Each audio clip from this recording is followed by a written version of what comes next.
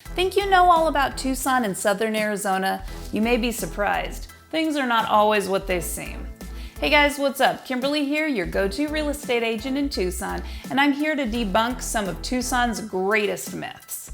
When you're ready to buy or sell a home in Tucson, I'd love to help you out. My contact information is in the description of all of my videos, and please leave me a comment below with a video you'd like me to make about the Southwest. If you like what you hear today, let me know by smacking the like button and making the red subscribe button turn gray so we can hang out together in future Tucson videos. Myth number 6, it's hot all the time in Tucson.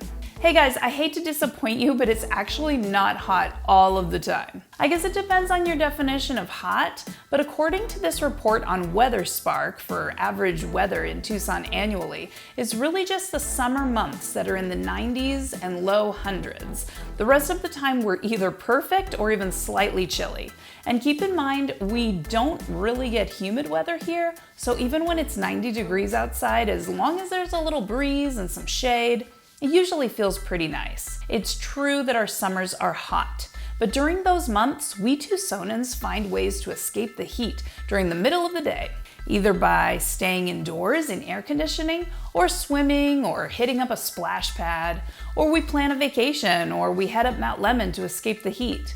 Just my opinion, but I feel like the hot summers are a small price to pay for having pretty perfect weather the rest of the time. Oh, and just for fun, I wanted to show you actual footage taken of my front yard when it snowed here on March 13th, 2021. The snow was mostly gone by the end of the afternoon, but we very rarely do get some snow here, just enough for us to enjoy about one morning every year. Myth number 5, Tucson is nothing but a desert. I love desert, and I think most cactus and desert plants are beautiful. But Tucson is surrounded by mountains, and surprisingly, you won't find desert at the top of some of those mountains. Check out my video about Mount Lemmon, Arizona. The base of Mount Lemmon is located just on the northeast side of Tucson at a road called Catalina Highway. Take the 45-minute drive up the highway to the small town of Summerhaven, located at the top of Mount Lemmon. About halfway up the Mount Lemmon Highway Drive, you will be surrounded by pine trees and forest, as well as that lush pine smell, and all the hiking, camping, fishing, mountain biking, and even skiing that comes with a cool forest. Oh, and at the top of Mount Lemmon, it's always 15 to 30 degrees cooler than the city of Tucson, which is another appealing perk for Tucsonans. Myth number 4, Tucson has no vegetation or plant life. I hear this from a lot of people moving here from other places. The bottom line is that Tucson actually has quite a bit of plant life, but ours is very different from other places. We of course have cactus and desert trees and plants, which are very easy to maintain because they only require a little annual rainwater. So many people have cactus gardens and desert plants in their yard because those plants are so low maintenance. And yes, we don't have a lot of grass in our yards because you have to water the grass, and that can get expensive during the months that we don't have much rainwater. But then again, you don't have to mow or care for lawns that don't have grass, which is appealing to many. What most people don't know is that our climate is perfect for growing so many different types of vegetables. Everything from peppers, squash, potatoes, various herbs, leafy greens, tomatoes, and much more. And many residents have fruit-bearing orange, grapefruit, lemon, lime, and peach trees in their very own yards. Myth number 3, Tucson is only a good place to live if you are retired. It's true that Tucson is a hot spot for retirees, especially active retirees, for so many reasons. I actually have a video about retiring in Tucson too, by the way. But keep in mind that Tucson attracts students from all over the world because of our University of Arizona. So we have cool local clubs and bars and restaurants midtown and downtown near the University of Arizona campus. We of course also offer all those great U of A sports that people of all ages tend to enjoy.